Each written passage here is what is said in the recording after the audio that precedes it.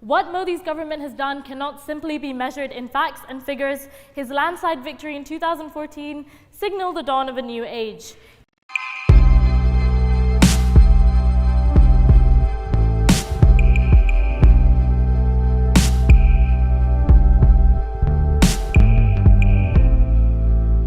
Ladies and gentlemen, I have a few disclaimers before we proceed.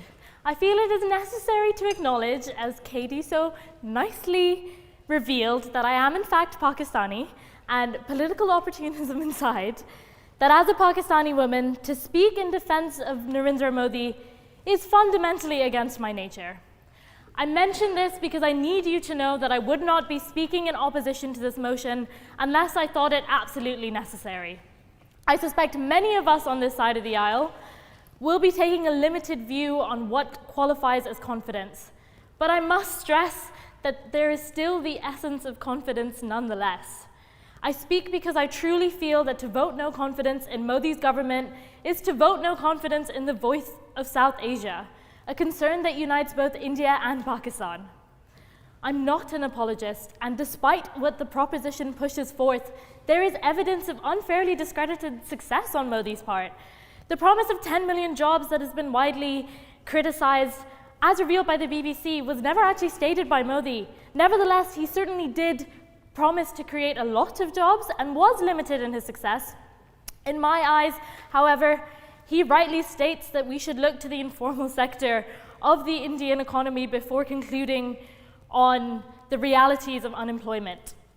Although he has been criticized for his assertion, I see much truth in the fact that to discount the pakora seller on the side of the road is to discount much of the South Asian economy. Positive hopes for employment are on the rise, with 60% of individuals, and that's Pew Research Center, that's not his fake news, believing that Modi will deliver with more time to do so. More pertinent to myself and to those here, Modi's Act East policy displays that he is not willing to shy away from challenging China's attempts at becoming a superpower. Modi has shown inwards and outwards that India will no longer be non-aligned. India under Modi aggressively fought for the new Silk Roads to find their base not in the heartlands of China, but in the Punjab. He has made a name for India, its own name, divorced from the Raj, divorced from the West, that is assertively Eastern and successful. What Modi's government has done cannot simply be measured in facts and figures. His landslide victory in 2014 signaled the dawn of a new age. He is the son of a chaiwala, a tea seller, that has climbed his way to the top of what I must stress again is an unbelievable web of individuals.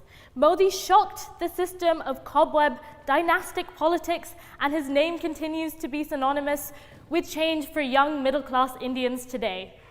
Across the border, Pakistanis looked with peering eyes, perhaps not self-reflective enough to acknowledge that tied with cricket and war-fueled rage, our anger at Modi was in part jealousy. A man that spoke for the people, and further, who gave these people a distinctly Indian identity removed from the colonial constructions that shaped the mind of the South Asian elite today.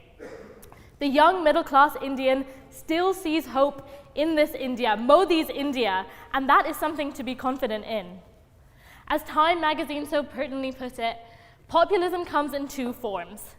There are leaders that exploit the passions of those they do not actually identify with. Donald Trump certainly comes to mind.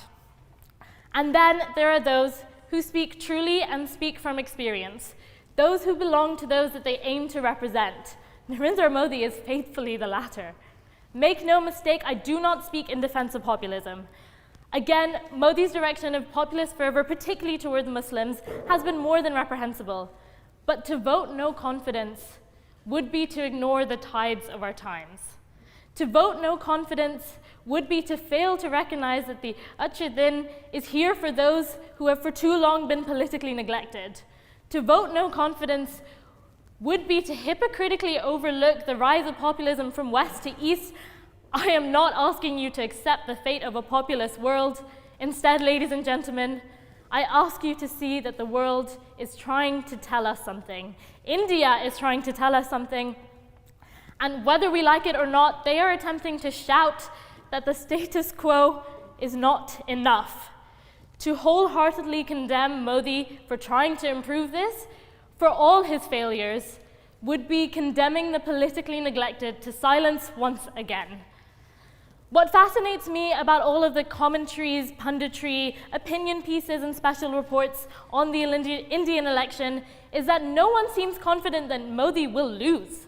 Regardless of how much a Guardian writer, a New York Times writer, a Times of India writer expresses confidence in Modi's failures, the article always ends with, they still seem to have faith. It is in this faith of the ordinary man that I wish for us here to recognize. Confidently and assuredly, the masses continue to believe in Modi. And to vote no confidence would be to confidently and assuredly deny recognition to the majority of 1.5 billion people whose status quo continues to change for the better under India.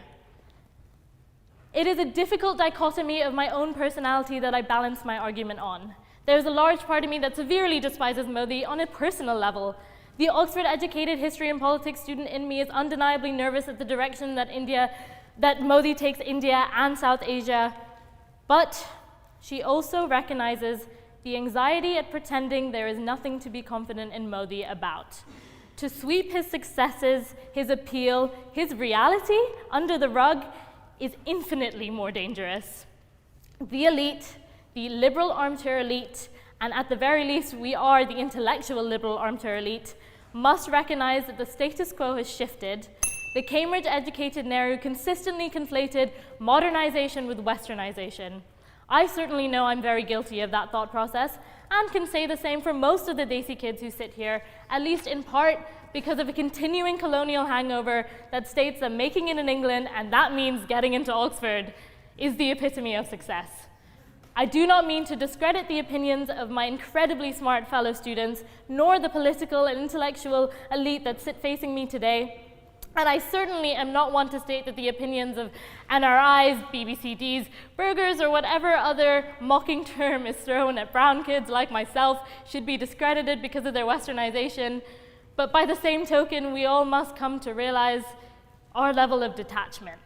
Popularity does not necessarily bring quality, but it would be an injustice not to recognize the belief in Modi that the Indian nation has. To vote no confidence would be entirely and wholeheartedly failing to do so.